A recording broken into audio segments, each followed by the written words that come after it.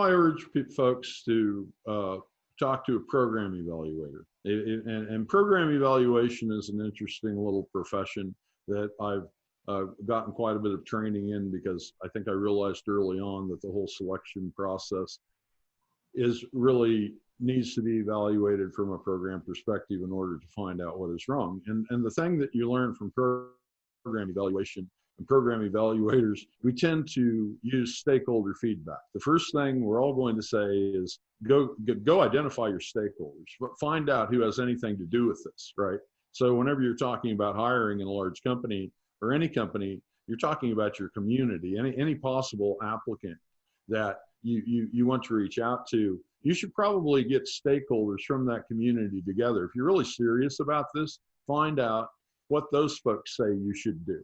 And I've learned so much from that. At a project I worked on years ago for the MTA, they were having trouble at the recruitment stage, and the bias was starting right there. They were not recruiting enough folks of color. And we identified areas. We got stakeholders together and said, how do we recruit Black men? And they said, well, go to high school football games, go to high school basketball games, go to the places where they are and tell them about the jobs. And it's simple things like that often, but we wouldn't have known that if we wouldn't have had a focus group with stakeholders in order to come up with that. And it helps you with things like vocabulary to use, to make sure. Once at the Department of the Navy, we were battling this discrimination problem, and we found out that it was in the actual job announcement.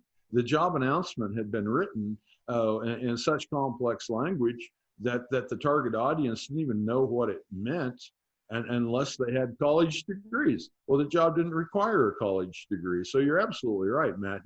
You have to look at the whole system and treat the whole thing as if, well, we want to cleanse it of any biased language, of any biased vocabulary, all the way from recruitment job announcements, all the way through the job application, the assessments, the interview process, onboarding, performance measurement, because at every one of those steps, there's the possibility of it either being fair or of it being biased.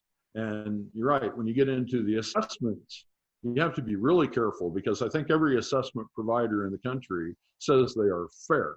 But if you make them give you the research that shows they are fair, you find out, well, no, they've really done nothing to make it fair. They're claiming fairness, but there weren't any minority members involved in reviewing the items that are on the assessment. There was no field test data across groups that was compared. There's no reason at all to believe that what they have written and sold is fair. In fact, it oftentimes appears that the assessment was designed to screen out minorities rather than to help reduce bias. So, it's very much, you need to be an informed buyer and get someone to understand that research to find out, is this really fair and unbiased or not?